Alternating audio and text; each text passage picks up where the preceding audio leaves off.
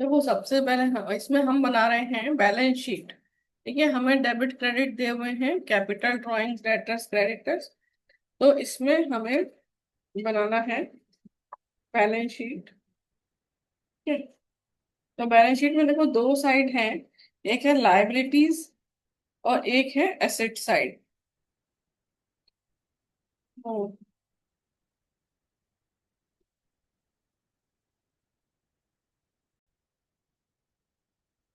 तो सबसे पहले इसमें दिया हुआ है कैपिटल। कैपिटल का हम यहाँ लिखेंगे ओपनिंग बैलेंस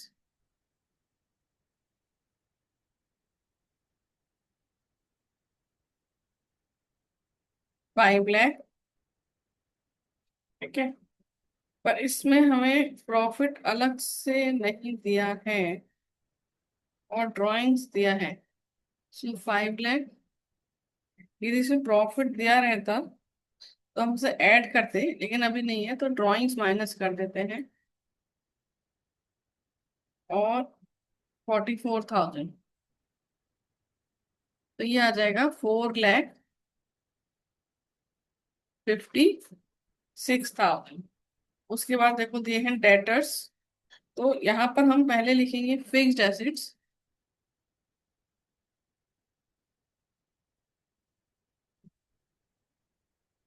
और करंट एसेट्स।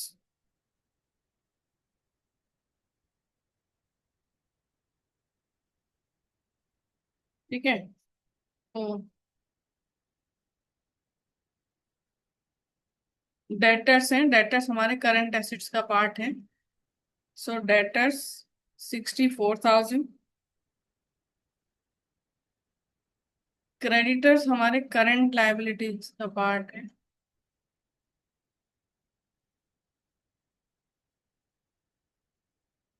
क्रेडिटर्स, क्रेडिटर्स हैं 42,000। फिर देखो क्या है, cash in hand current assets 3,600 और कैश एट बैंक 72,000। फिर है प्लांट जो कि फिक्स्ड एसेट्स है। प्लांट है 1 लाख। फर्नीचर 37,000।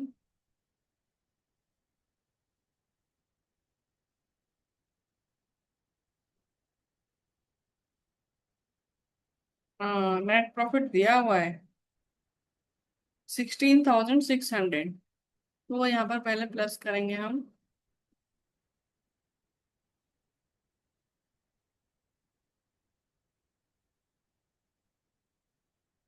16,600, ये ऐड किया 516,600। फिर इसमें से ड्राइंग्स माइनस करेंगे 44,000।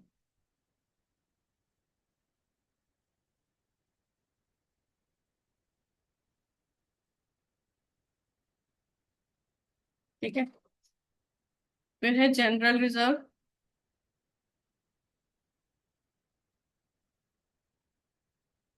10,000 और क्लोजिंग स्टॉक भी हमारा करंट एसेट्स है।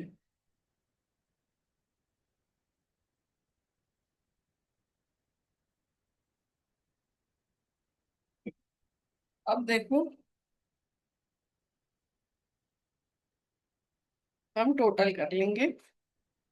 सो 472,600 प्लस 10,000 प्लस 42,000, सो 524,600।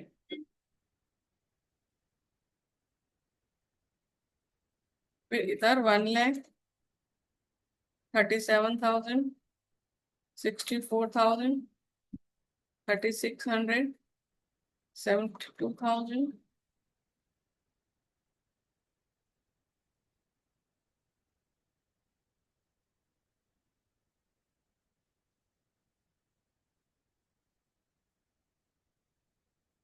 और क्लोजिंग स्टॉक 2 लाख 48,000, ये आ जाएगा 524,600। तो हम ऐसे बैलेंस शीट बनाते हैं।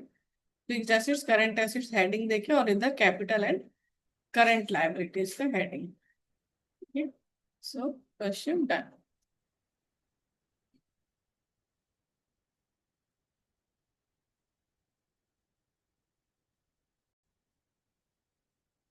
क्वेश्चन नंबर 20, जिसमें हम बना रहे हैं बैलेंस शीट। लेकिन हमें बैलेंस शीट इसमें दो तरीके से बनानी है, एक तो इन ऑर्डर ऑफ परमानेंस और इन ऑर्डर ऑफ लिक्विडिटी। तो पहले हम बना रहे हैं इन ऑर्डर ऑफ परमानेंस। तो परमानेंस में क्या करते हैं हम, जो ये होता है कैपिटल वगैरह सब पहले लिखे जाते हैं। वो एसेट्स जो परमानेंटली यूज हो रहे हैं बिजनेस में, वो पहले लिखे जाते हैं। और उसके बाद लिखे जाते हैं लिक्विड एसेट्स। और जो सबसे ज्यादा लिक्विड है, जैसे cash in hand, cash at bank, वो सबसे लास्ट में लिखे जाते हैं। इसी तरह से लाइबिलिटीज भी लिखे जाते हैं, पहले कैपिटल और उसके बाद लॉन्ग टर्म लाइबिलिटीज और फिर शॉर्ट टर्म लाइबिलिटीज। इसी बेसिस पर हम ये वाला पहले रेडी करते हैं। तो देखो, गुडविल है, तो सबसे पहले हम ये गुडविल एसिड्स में आएगी 20,000। Capital liabilities side inner column में लिख लेते हैं 1,80,000। फिर लायबिलिटीज फॉर एक्सपेंसेस, तो ये थोड़ा नीचे लिखते हैं।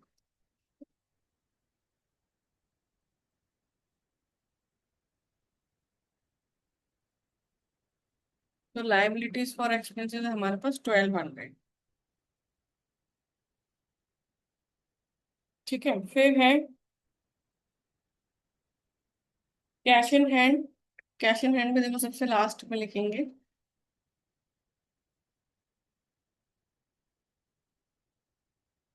1,000। इन्वेस्टमेंट भी एसेट है 20,000। बैंक लोन लाइबिलिटी है 10,700।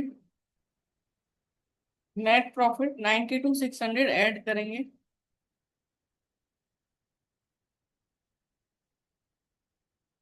फिर सैलरी डेटर्स 50,000।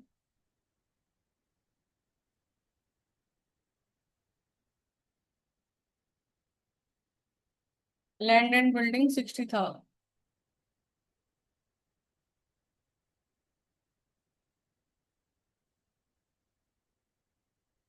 फिर है बैंक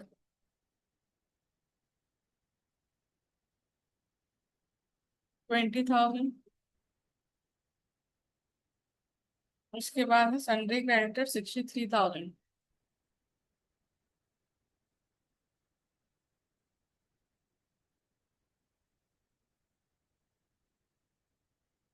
सन्ड्री क्रेडिटर्स के बाद है फर्नीचर 13,000।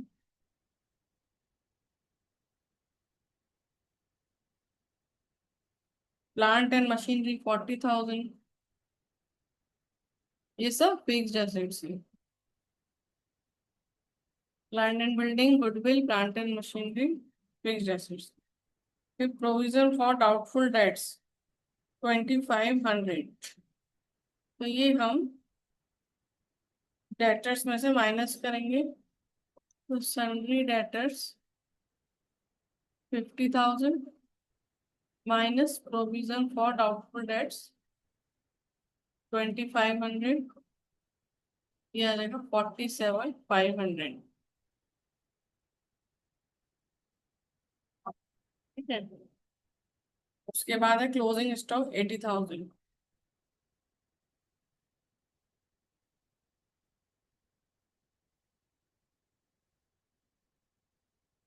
फर्नीचर फर्नीचर दोबारा आ गया 16,000।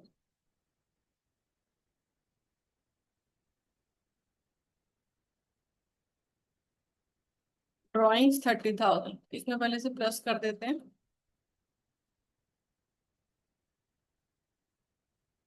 लेस ड्राइंग्स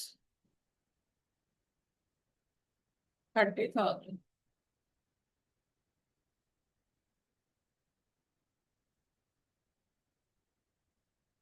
अब इन सबका टोटल करेंगे।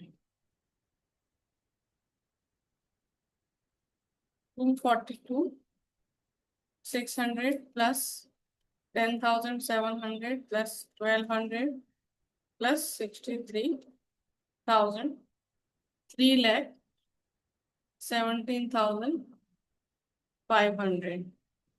ठीक है, इधर का करते हैं 20,000 60,000 13,000 40,000 16,000 20,000 47,500 80,000 20,000 1,000 317,500। तो बैलेंस शीट का टोटल मैच होना चाहिए।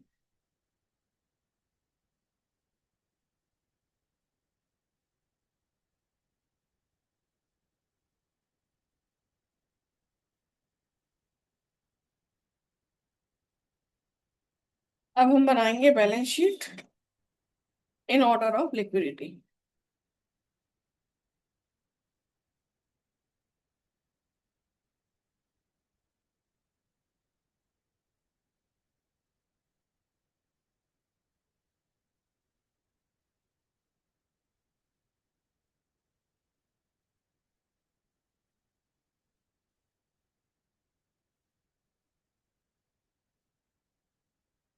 इन ऑर्डर ऑफ लिक्विडिटी में क्या करते हैं हम, पहले मोस्ट लिक्विड एसेट लिखी जाएगी, जैसे cash in hand, cash at bank, और उसके बाद फिक्स एसेट्स लास्ट में लिखे जाएंगे।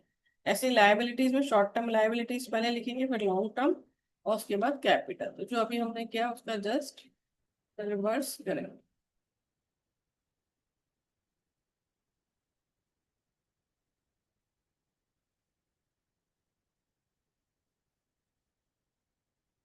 सेम फॉर्मेट रहेगा, सेम कॉलम रहेंगे। ठीक है, so liabilities rupees, assets rupees, balance sheet as at 31 मार्च।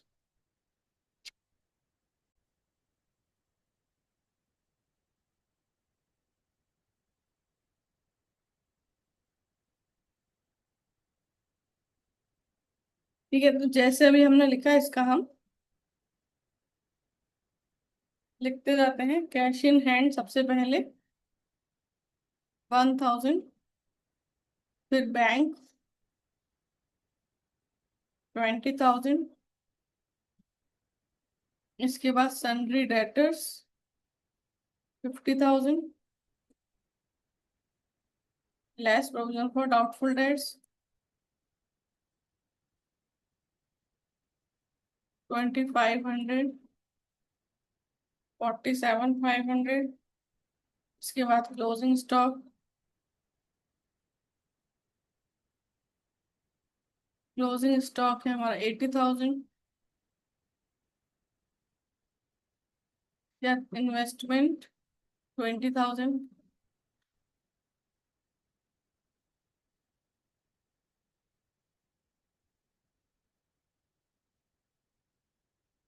और इन्वेस्टमेंट के बाद फर्नीचर,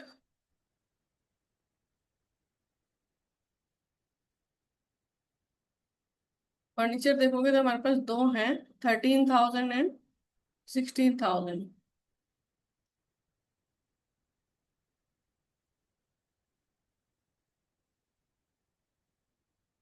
फर्नीचर के बाद plant and machinery 40,000,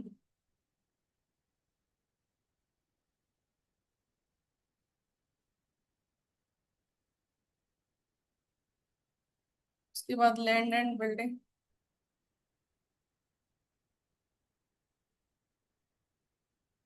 land and building है 60,000, लैंड एंड बिल्डिंग 60, और गुडविल 20,000। सबका टोटल करें तो 1,000, 20,000, 47.5, 80,000, 20,000, 13,000, 16,000, 40,000, 60,000, 20,000, 317,500। यहाँ पर भी हम सबसे पहले लिखेंगे sundry creditors.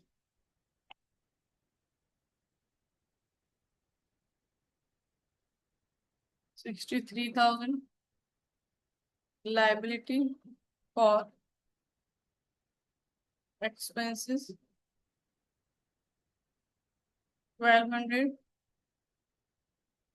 bank loan 10,700,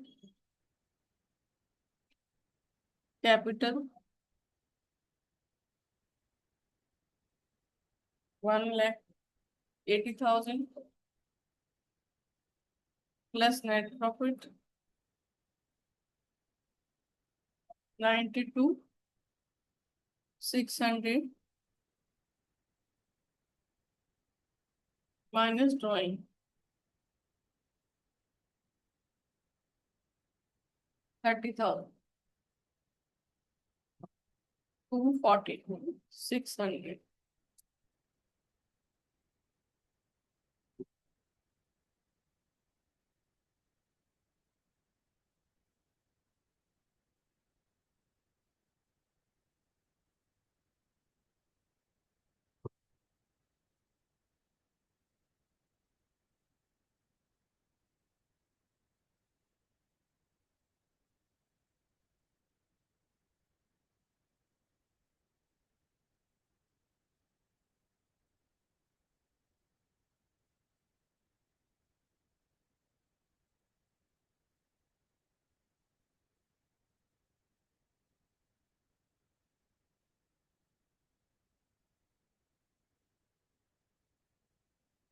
3,175। So question done. Question number 21. Question number 31. Sorry, 21. From the balance sheet given below, calculate fixed assets, current liabilities and working capital। देखो वन बाय वन हम करते हैं। सबसे पहले हम लेते हैं फिक्स्ड एसेट्स, है ना। फिक्स्ड एसेट्स जो एसेट्स हम हमारे यूज में लंबे समय तक आती हैं, फिक्स्ड एसेट्स। ठीक है। और तो इसमें देखो stock in hand, debtors, prepaid expenses, ये तो है current assets. Goodwill is intangible asset. ठीक है। और लैंड तो देखो फिक्स्ड एसेट्स है, लेकिन फिक्स्ड एसेट्स के भी पार्ट होते हैं। एक होते हैं टेंजिबल एसेट्स। सो टेंजिबल एसेट्स में ये आएगा लैंड 20,000, प्लांट 32,000, फर्नीचर 8,000। तो ये दोनों का मिला के कितना हो गया? 60,000। ठीक है। फिर बी पार्ट आएगा इसमें इंटेंजिबल।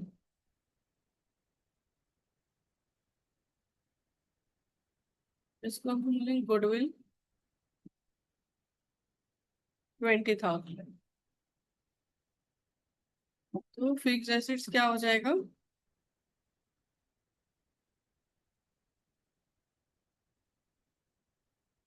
ए प्लस बी 80,000। फिर देखो दूसरा है करंट एसेट्स।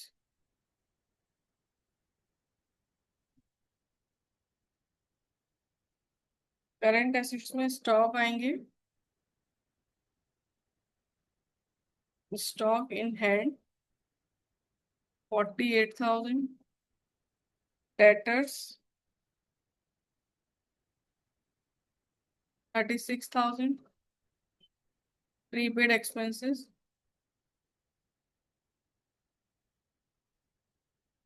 400। तो करेंट एसेट्स हो गए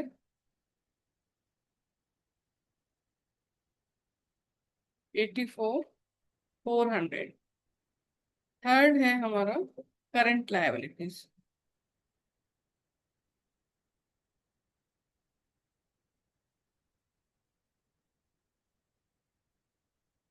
करंट लायबिलिटीज में देखो ट्रेड क्रेडिटर्स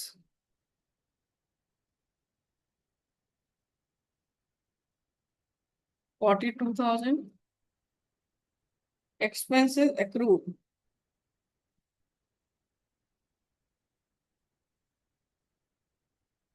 3,200।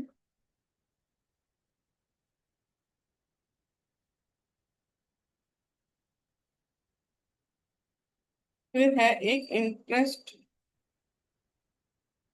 एक है बैंक ओवरड्राफ्ट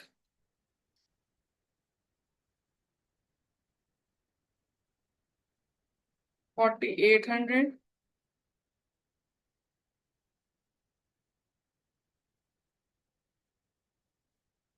एक है interest on loan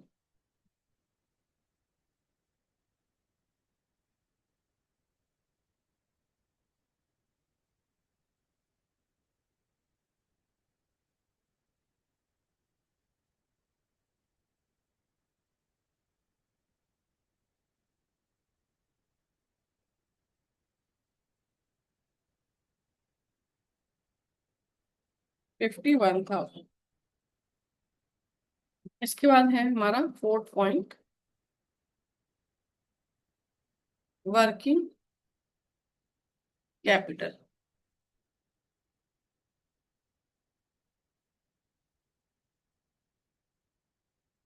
current assets minus current liabilities. देखो करंट एसेट्स हैं हमारे पास 84,400 minus 51,000। So 33,400 is working capital।